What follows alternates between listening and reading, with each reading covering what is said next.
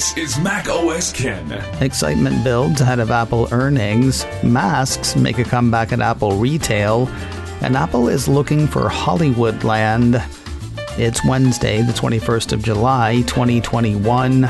I'm Ken Ray, and this is news from Mac OS Ken, brought to you by yours truly and sponsored by Notion.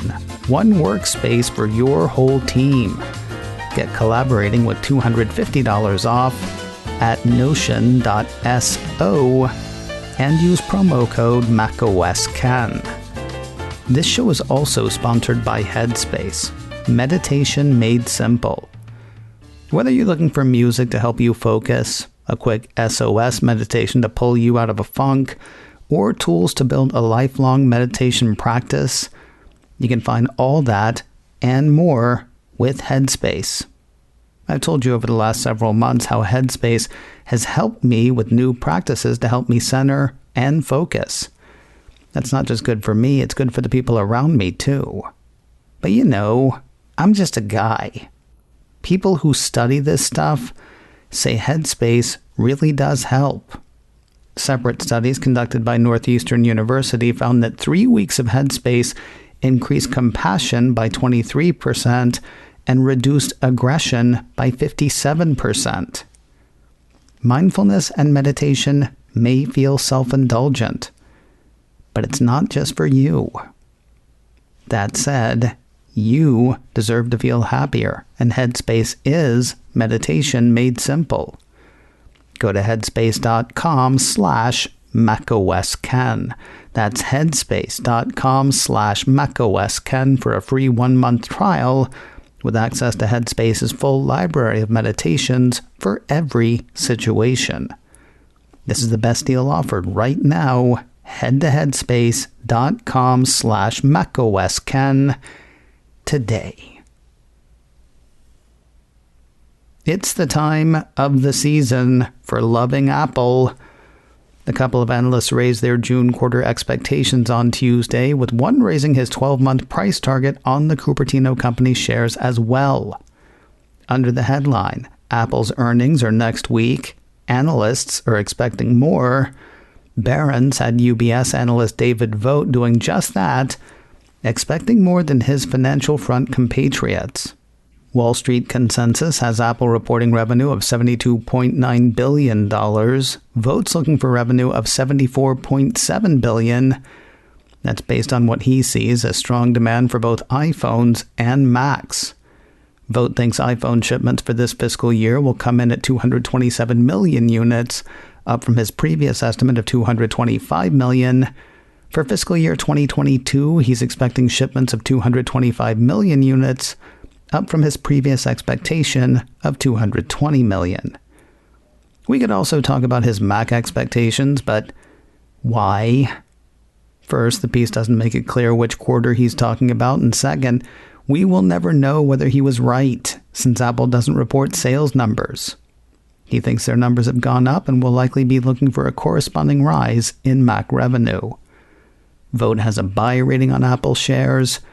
He used Tuesday's note to raise his price target on the shares from $155 to $160.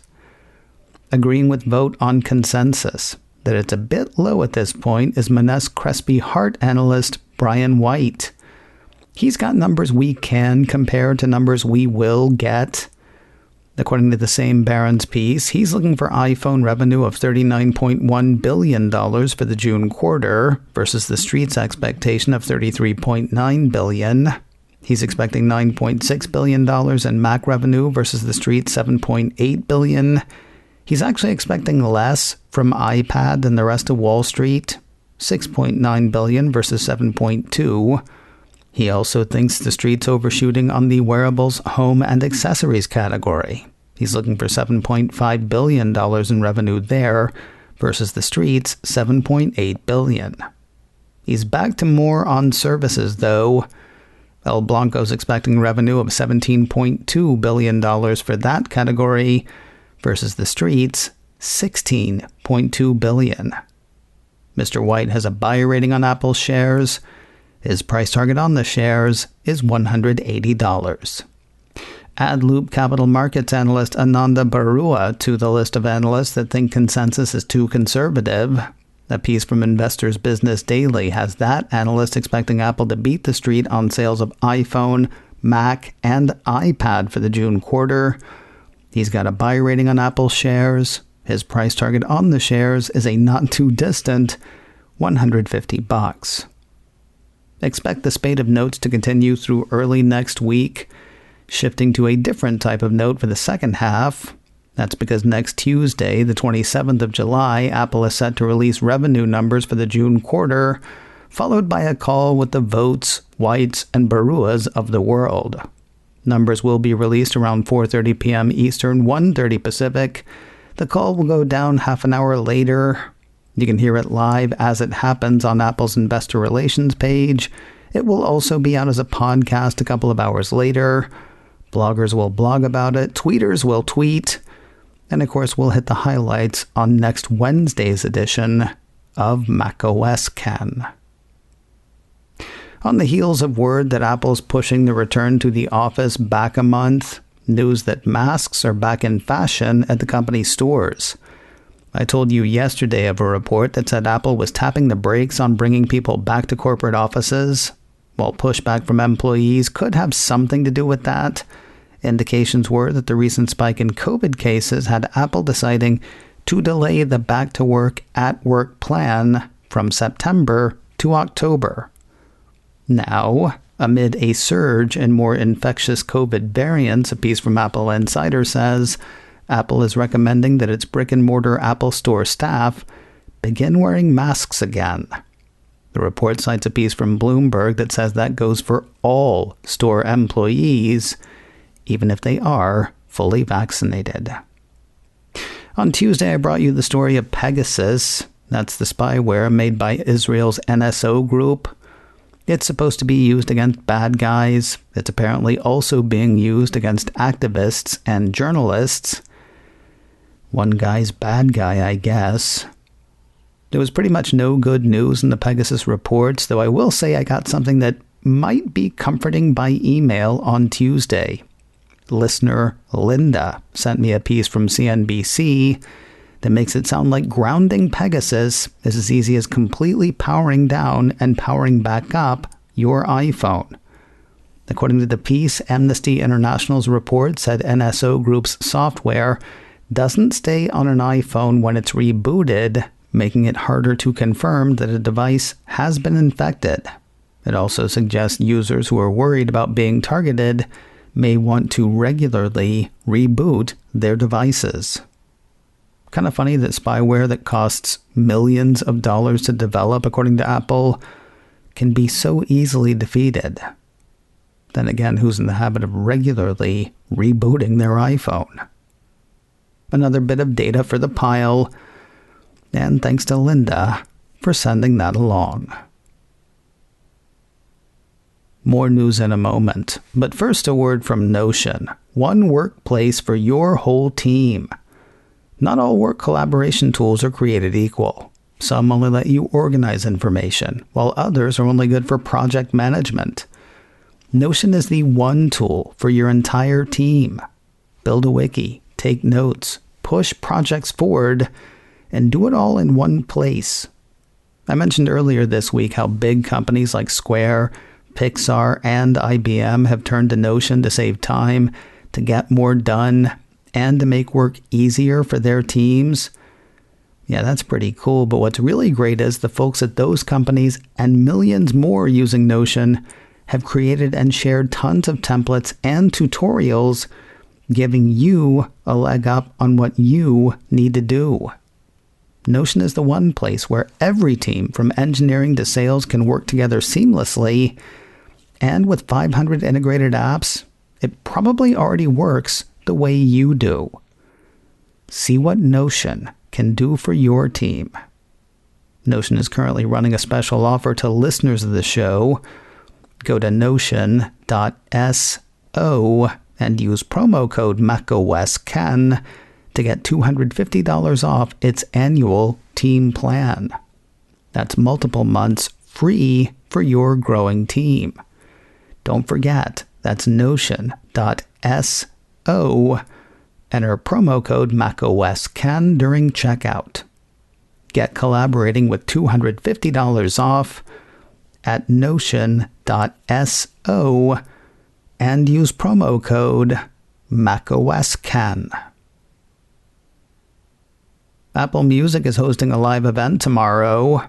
Apple Insider says Cupertino's music streamer is scheduled to be the exclusive live stream host of a global listening event for the premiere of Kanye West's Donda, the artist's 10th studio album. In a tweet on Tuesday, the piece says Def Jam Recordings announced that West will premiere the album at a sold-out listening event at the Mercedes-Benz Stadium in Atlanta on Thursday. Apple Music will stream the listening event live starting at 8 p.m. Eastern. Donda, named for West's mother, will release a day later on the 23rd of July. Apple's looking to lease some Hollywood land. The Wall Street Journal ran a lengthy piece on Tuesday saying that Apple has chatted with real estate folks about leasing a large production campus in Los Angeles for its growing entertainment operations. That's according to secret people talking off the record on the QT and very hush-hush. According to the Journal, the new hub could exceed 500,000 square feet and would complement Apple's current arrangement where the company leases sound stages to film in the Los Angeles area and other parts of the world. If they've already got that, why do they need this? Well, according to one secret source, production companies are running out of room. Quoting the Journal again, with hundreds of millions of global subscribers in play, sound stages across Los Angeles are booked months in advance by services that need a constant churn of programming, prompting companies to acquire the space themselves or lock in leases that last several years. The plans for expanded production space follow plans for expanded admin facilities. In April, the company said it would expand its LA office presence. Apple said it wanted to expand its ranks in the area to more than 3,000 employees by 2026, according to the Journal, though that expansion is different from its current production space plans. And finally today, if you are excited about Jon Stewart's return to television via Apple TV+, you might want to skip the teaser for it that he put out yesterday. Mac Rumors says Stewart shared a 3-minute short to Twitter on Tuesday, promoting the upcoming series, The Problem with Jon Stewart. Remember when everybody was worried that all Apple TV Plus shows would be wholesome fare for the whole family? If anything puts the final nail in that coffin, it's these 3 minutes. It is way not safe for work.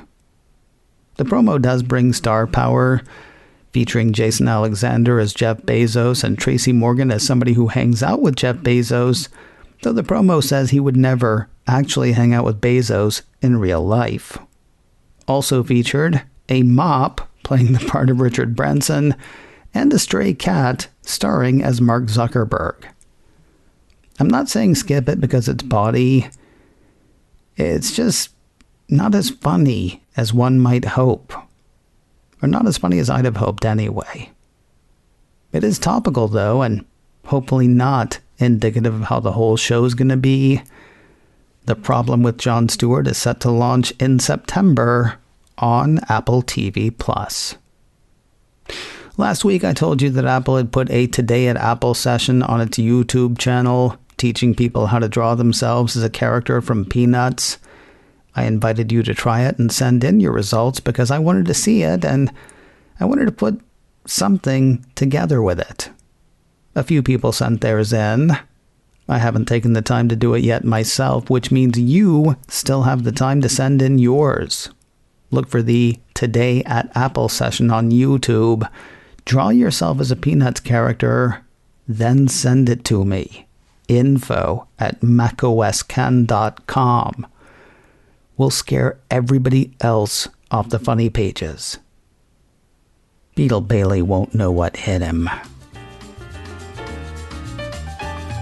macOS Ken, brought to you by me and sponsored by Headspace. Meditation made simple. Get a free 1-month trial at headspace.com/macOSKen. This show is also sponsored by Notion, one workspace for your whole team. Get collaborating with $250 off at notion.so and use promo code macOSKen.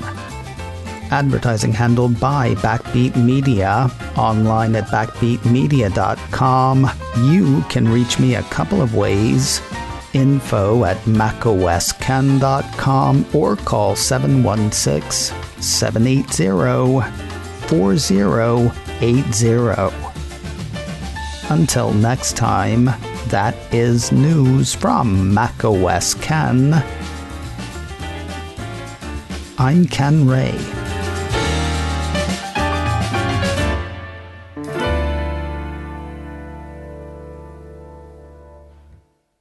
Ciao.